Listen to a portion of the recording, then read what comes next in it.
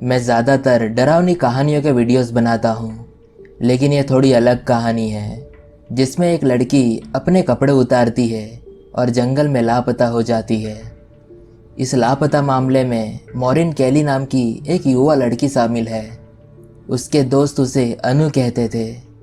मॉरिन कैली का जन्म 26 सितंबर 1993 को वैंकूवर वॉशिंगटन में हुआ था। वो एक सिंगर और सॉन्ग राइटर थी जो अक्सर यूट्यूब पर वीडियो पोस्ट करती थी।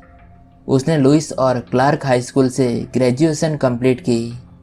वो अपने दोस्तों के बीच अनु के नाम से जानी जाती थी। वो मिलनसार थी और अक्सर उसके चेहरे पर मुस्कान रहती थी। अनु काफ़ी नेचर लवर थी। वो लंबे समय से अपने दोस्तों के अनुसार जंगल में स्पिरिचुअल खोज पर जाने के बारे में बात किया करती थी। जब उसके दोस्तों ने माउंट सेंट हेलेस के पास ग्रिफोर्ड नेशनल पार्क में कैंपिंग ट्रिप पर जाने का फैसला किया तो वो बेहद खुश हुई। उन्होंने 9 जून 2013 को जाने का फैसला किया। उस दिन शाम लगभग 5 बजे अनु ने अपने बैग में एक चाकू और एक कंपास रखा और स्पिरिचुअल खोज पर कैनियन क्रीक कैंपग्राउंड से नग्न होकर निकल गई। जिला प्रमुख के अनुसार किसी ने उसे रोकने की कोशिश नहीं की। वो जिन लोगों के साथ थी उनमें से किसी ने भी उसे नहीं रोका।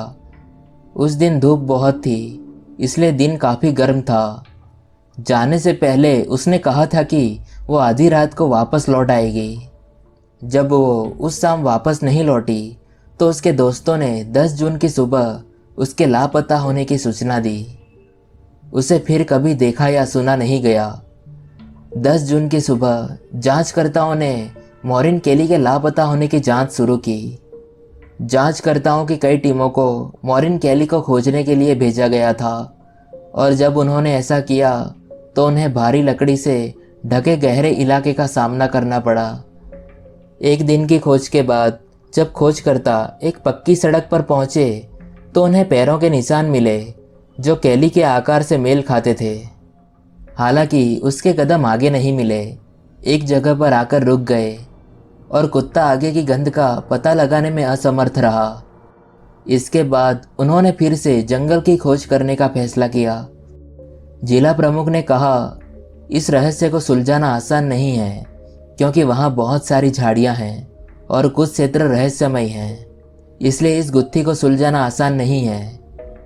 ये एक अजीब मामला है और मेरे शोध के माध्यम से मुझे कुछ अलग अलग सोर्सेस मिले हैं जिनमें दावा किया गया कि अनु उस समय साइकेडेलिक दवाएं ले रही थी, लेकिन कई लोग कहते हैं कि वो ऐसा नहीं कर रही थी।